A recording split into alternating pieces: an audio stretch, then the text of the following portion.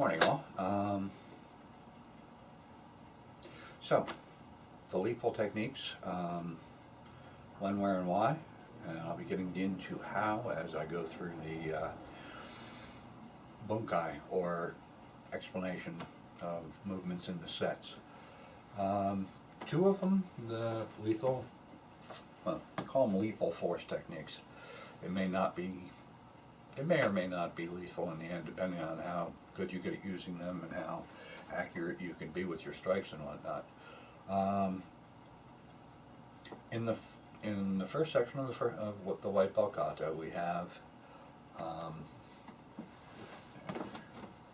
pulling the wrist away from somebody else, breaking their hold, stepping in with an eye shot, back with an eye shot, and then a finger shot to the throat. First, lethal force technique. We have the Y hand into the fist, pull and pop. Now, unlike the movies, this is not going to pull somebody's throat out. That shit just doesn't happen. However, it will most likely collapse the trachea and, well, down and out. That's a fight stopper. The last lethal force technique presented is in white belt kata set 4. It is the spear fist to the base of the throat. Other people call it other things, but I will be calling it a spear fist to the base of the throat. That is your third, and you really want to do that pretty much as hard as you can. But, which brings me to when, where, and why. Personally, I believe that any woman who is being raped, especially somebody who is being gang raped, is in absolute fear for their life. I can see no way around that. I can see no justification for any other mindset, but to believe that woman is in absolute fear for her life. And that is my timer. My little chicken, just to help me keep this kind of short. Okay. That being said, I believe because a woman's life is at stake, that lethal force techniques should be allowable. But not all jurisdictions feel that way, not all nations feel that way, and not all states feel that way. In fact, some states are pretty screwed up, and some nations are pretty screwed up. I know there is at least one European country in which you cannot even carry pepper spray to defend yourself, which is just disgusting in light of the epidemic of rapes that have been happening in Europe. I believe those are terrorist actions on behalf of Islamic fundamentalists and Islamic radicals. But that's my belief. And I hope I'm right, because that actually could be a good thing. But when, where, and why? Okay. You have to be in fear for your life if you're going to use a lethal technique, a lethal force technique. What lethal force means in most places is something likely to cause death or permanent damage to another human being. Collapsing someone's trachea, even if they had a good trauma room, they may never be able to speak again. That's a permanent, grievous bodily harm, and you have to be in fear of the same. I can't imagine why anyone being raped or gang raped wouldn't feel that their life hung in the balance. But some courts do, some judges do, some cops do. Not most, thank God, at least not most of the ones I've met.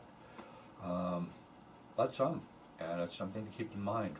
You really need to know your country, your laws, your state laws, your county laws.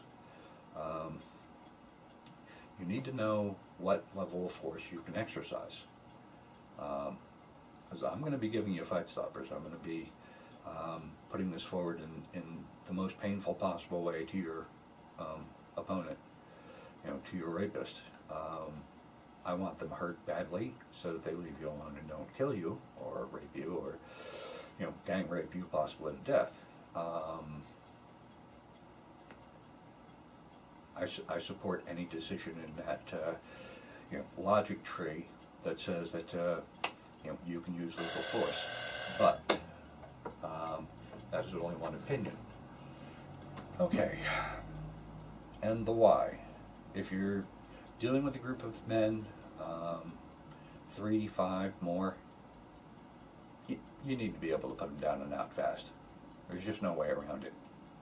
You're going to get 1 or 2 strikes on each person if you're lucky, and you can, make enough of a clusterfuck out of the thing to where they can't all gang up on you at once.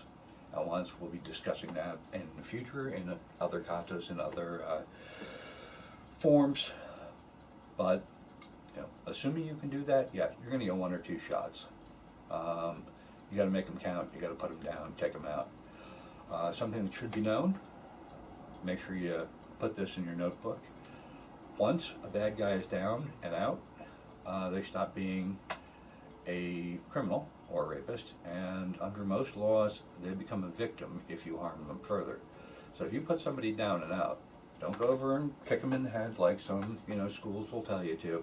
Don't go give them a beating on the ground, even though I can absolutely understand why you would feel like you needed to, and I think you're justified. But very few jurisdictions hold to that. Once your assailant is down and out of the fight, you need to back up. You need to call the police. You need to do whatever the hell you need to do. If you're afraid they'll come back up fast, find a public place, make your phone call to the police. If that means leaving your house, leave your house. I know it's screwed up. Believe me, I know it's screwed up. But you don't want to survive a gang rape to find yourself in prison. You don't want to survive a rape to find yourself in prison. And these things happen.